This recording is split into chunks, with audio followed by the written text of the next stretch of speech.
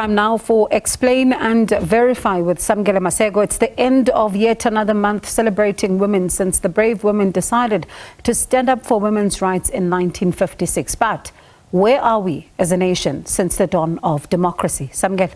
The birth of democracy in South Africa brought hope to many South Africans, particularly women who had been at the intersection of race, power, poverty, gender, among other challenges that the nation faced. However, it seems women are still at the receiving end of all socio-economic challenges. Let's get the view of some experts. Dr. Thelela, who is an academic in governance in the University of Witwatersrand.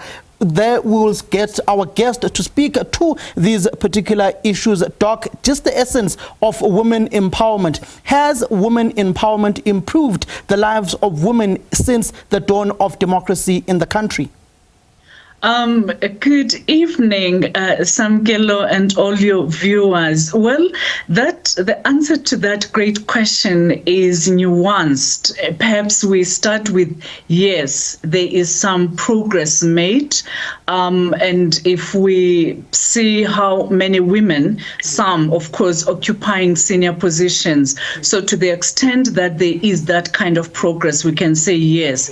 But it is definitely a mixed record because many women, especially black women, were marginalized during apartheid, continue to be living on the edges either of poverty, unemployment, inability to own land, amongst others. Of course, the issues of violence that we can also reflect too. So it's a yes, but there are definitely challenges in that regard. But Dr. Vika, why are still women still at the receiving end of all the socio-economic challenges, education, low pay and unemployment that this nation faces? Yes, well, that question is located within the complexities of the ecosystem of this beautiful nation called South Africa. Remember, we've got that backlog from the apartheid, so we're carrying the colonial and apartheid legacy with us. And of course, post-1994, the transition, whilst there are significant progress, but there are many challenges. We have a constitution that guarantees and enshrines gender equality. And by that logic, we should be having an equal society. But we know that progress in any society, including ours, moves at a very slow pace, sometimes long-winded, sometimes it takes detours.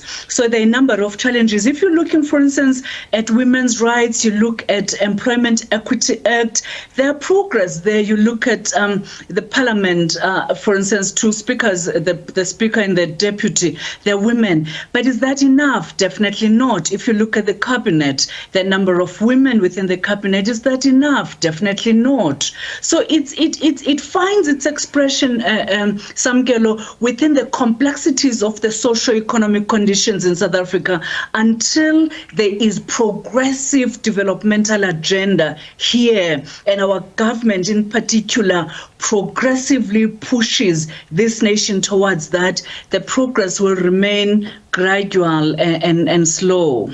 Dr. Vika, looking beyond government, when you look into the private sector as well, is government doing enough to hold these private sector companies accountable for the implementation of closing the gender gap in senior management positions in the executives of these particular companies and closing the gap of the salary discrepancy that is there between men and women who are largely paid less than their male counterparts in these executives? Yes, to some extent, government has done some progress. If you look at the corporate governance codes, they emphasize inclusion and diversity, and central to that, it's gender equality. However, those very key codes are more on, sort of a diplomatic kind of a relationship. So it's as much as people are expected, private sector companies, corporate, South Africa is expected to comply, but the enforcement of it is always challenging. And hence you see that there's continuous pay gaps. There are certain job opportunities where men are still paid higher than women, and more so Black women are at the bottom end of that, because the strata, it's white men, white women, and then black men find themselves somewhere there, but then black women really at the bottom of that. So government needs to really strengthen the enforcement, because you can have the laws. The legislative framework is quite good, but we need to enforce them, because it doesn't help us as a country to just have good laws, but less on the enforcement of them. Yes. Indeed, Dr. Vika, that is some of the challenges, particularly within the private sector and the ownership of the means of production, and those who sit in the executives of these particular multinational companies that are registered in the Johannesburg Stock Exchange. Thank you very much for your time. We will definitely engage with you as we particularly peruse this important topic within the country and the African continent. Well, Bongiwe, you just look at the management positions, the pay that is there within these companies. You can even go to state-owned companies as well. If you were to compare yourself and your male counterparts, you may find that there are some gaps there in between, which is an issue that Mshosha Munare has to indeed engage with when it comes to the pay between men and women and the gap that is there. And let's just go, Bongiwe, to the Johannesburg Stock Exchange, where the monies of this country are effectively held, particularly when you look at the listed companies within the country in the Johannesburg Stock Exchange. Chief executive officers, CEOs of JSE listed companies, there are 18 women only. Then you go to men. In the Johannesburg Stock Exchange of listed companies, 226 men are chief executive officers within these particular companies. You come to the CFOs, your chief financial officers, those whom hold the purse of these particular companies, 45 women only. Men, 164 men are chief financial officers within these JSE listed companies. And that just tells you, Bongiwe, and it moves to the JSE listed companies on executive board of, or non-executive board of directors within these companies. Non-executive directors, 480 women, 897 men. Non-executive directors. When you look at your companies like Lonmin, you look at your companies like MTN, Anglo-American, so on and so forth. Then you go to board chairpersons. 17% are women. 17% of JSE listed companies have board chairpersons who are women. Then you have 83% who are men within the JSE.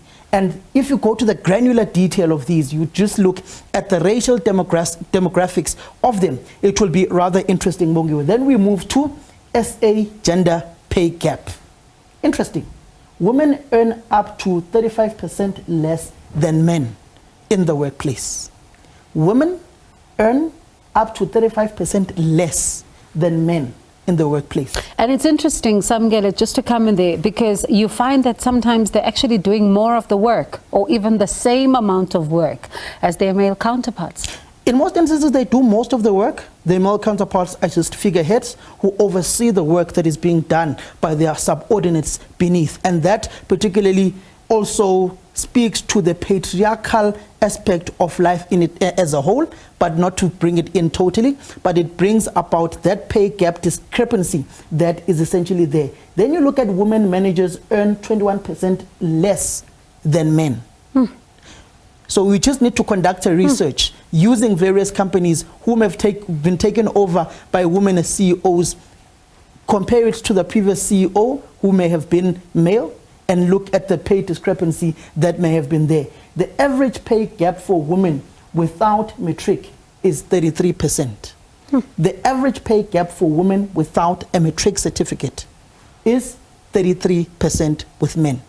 The average pay gap for women with a degree compared to men is that particular 5% there, Bongiwe, and that just speaks to the economic imbalances that are there between men and women, and not going into the racial demographics of it at this particular point.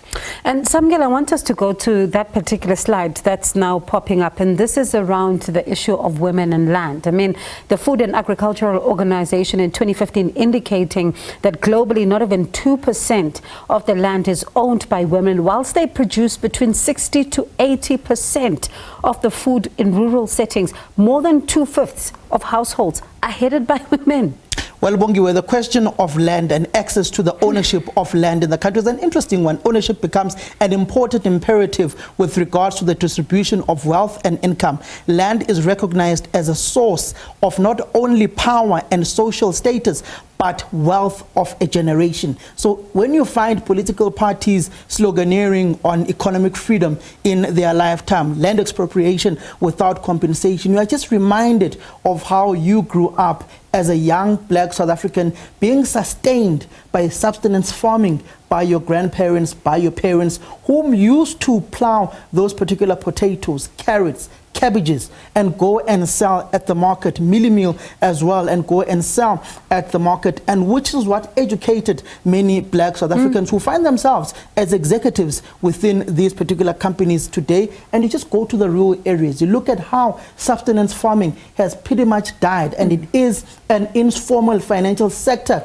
that is not being fully explored. When you look at land ownership, women own 20% of the world's land. That is WEF in 2017 that had that particular finding. Women own 20% of the world's land. The rest belong to the male-dominated economic space. Women produce 60 to 80% of the food in rural areas, which goes to that particular point that I raised on subsistence farming. I remember when I was growing up, my grandmother on my paternal and maternal side, they used to work the land extensively and go and sell at the market, either at Pamshela or go to the nearest town, which was Dalton, in order to sell their particular produce, in order to raise their kids. Then you look at SA women own 13% of farms, agricultural land within the country. That is the land audit of 2017. SA women own only 13% of farms and agricultural land within this country of ours. Women own 26% in the Eastern Cape and 28% in the Northwest, and also 33% in a province like Limpopo, Bongiwe. And Samgel, of course, there's another worrying development which we also saw when we saw those figures from Stats SA, that women in South Africa are likely to be unemployed as compared to their male counterparts. Indeed, when you look at unemployment when it comes to women, it is at a staggering sky high. Particularly, you look at the stats released in the second quarter 2024, 35.8% of women were unemployed within the country. Large numbers as you compare to that particular youth bulge that is also unemployed, sitting at their late 40 percentages. Then you look at black African women who are unemployed in the second quarter of 2024. It is 39.9% of African black women who are unemployed at this point in time. The official unemployment rate stands at 33.5%, Bongiwe. So you've got 35.8% in the second quarter 2024 numbers of women who are unemployed. Black African women in the second quarter who are unemployed, sitting at 39.9%, Bongiwe, and those are just the staggering numbers that women are facing as we draw close at the closure of this particular year's Women's Month. What does the political space look like, Samgel?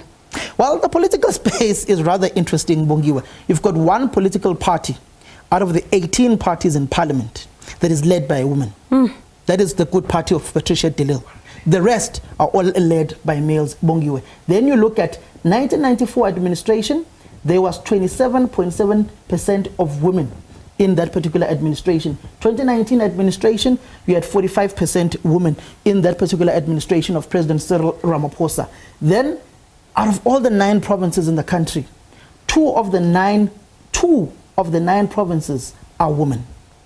2 provinces out of the 9 provinces, 2 of them are women. That is Limpopo, Dr. Popira Matupa. Then you've got McQueen in the Free State province. In the national executive of the country, 32 women are there. That is 41.5% of women in the national executive. Then you've got 45 men, 58% in the current executive of the country. In cabinet, because there's a difference between the national executive, because it also encompasses deputy ministers, the cabinet in its whole, which is purely ministers, you've got 14 women, which is 41%. Then you have got 20 men, 58% within this particular executive or cabinet rather of President Cyril Ramaphosa. You've got gender representation to a large extent, but it is not at the desired level, particularly that is envisaged by the governing African National Congress and by the Constitution of the Republic of South Africa. Then you just look at some political parties that have a very good on paperwork when it comes to gender representation, where they seek to have 50-50 gender representation in the National Assembly, in the provincial legislatures, and also within the various executives of the provinces and the national executive of the country, Bongiwe. As we close Women's Month, those are the stats that women within this particular country of ours are faced with on the political aspect and also within the private sector. All right, certainly Samgele women empowerment, being central to the global development agenda. And one wonders if, of course, we'll continue then to see this improvement as we're seeing in some sectors, but also worrying developments there continue to linger in other sectors as well. Let's take a short break. We'll be back straight after with more for you.